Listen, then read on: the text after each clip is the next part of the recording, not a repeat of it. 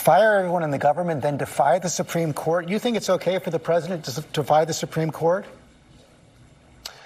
No, George, I did not say fire everyone in the government. I said replace the mid-level bureaucrats with people who are responsive to the administration's agenda. Every civil servant in the administrative state. No, George, I said the mid-level bureaucrats, and one of the problems that we have in this government. You said every civil servant in the administrative state. Let me finish the answer, George. You asked the question. Don't let the prestigious title of United States Senator fool you. Ohio Representative J.D. Vance is a sellout. Whoever is in charge, agree or disagree with them, you have to follow the rules. If those people aren't following the rules, then of course you've got to fire them. And of course the president has to be able to run the government as he thinks he should. That's the way the Constitution works. It has been thwarted too much by the way our bureaucracy has worked over the past 15 years. The Constitution also says the president must abide by legitimate Supreme Court rulings, doesn't it? J.D. Vance was shot down in flames over the weekend as ABC's George Stephanopoulos exposed him as a liar and pulled the plug on their interview. You're talking about a hypothetical where the Supreme Court tries to run the military. I don't think that's going to happen, George. But of course, if it did, the president would have to respond to it. There are multiple examples throughout American history of the president doing just that.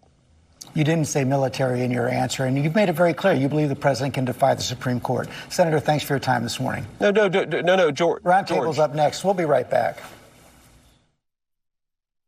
Vance was left mumbling on mute after he lied about previous statements that he had made, suggesting that Donald Trump firing everyone in the government and defying the Supreme Court. Back in 2021, Vance made a statement about Trump running in 2024 that came back to bite him. In a radio interview, Vance said that he would advise Donald Trump to fire every single civil servant in the administrative state and replace them with our people.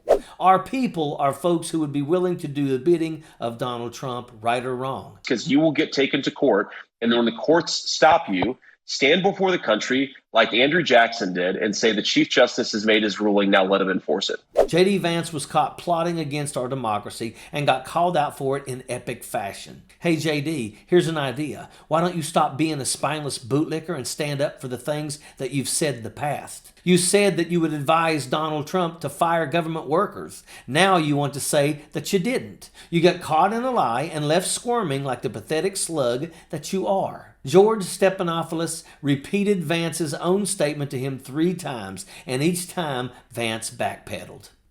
Vance then segued into what seemed like a prepared script that portrayed Donald Trump as defeating ISIS and being some kind of Middle East policy expert who was fighting against government bureaucracy. We have a major problem here with administrators and bureaucrats in the government who don't respond to the elected branches. Let's just give one very real-world example of this. In 2019, Donald Trump, having defeated ISIS, said that we should redeploy our troops in Syria and Jordan out of the region. You had multiple members of the Defense Department bureaucracy who fought him on that. So what happened? We have people who are sitting ducks in the Levant right now, 3 of whom just got killed because the bureaucrats aren't listening to the political branches. J.D. Vance has a long history of flip-flopping as well. J.D., in fact, used to be an outspoken anti-Trumper. Back in 2016, he wrote a memoir called Hillbilly Elegy that took a look inside the white working-class politics of rebellion. Over the last few years, though, Vance has taken a MAGA persona in public and has become more of a mouthpiece for Donald Trump. He has towed the GOP line on the southern border while standing in the way of solutions. Vance has even pushed the false narrative that the Biden administration has flooded the heartland with fentanyl to punish people that didn't vote for him. J.D. Vance is a two-faced shyster that got shut down, and it was good to watch. Vance is being outspoken of his support for Donald Trump because he thinks it's going to get him somewhere. When confronted with the truth, J.D. Vance recoils like a vampire to sunlight. The George Stephanopoulos fact check of J.D. Vance showed the MAGA Republicans' true colors. They cannot admit the possibility of ever being wrong, and clowns like Vance makes up all kinds of excuses to justify their behavior. The truth is that J.D. Vance is a do-as-I-say, not-as-I-do jackaloon that sides with extremists in the Republican Party, and he got shut down in a humiliating way.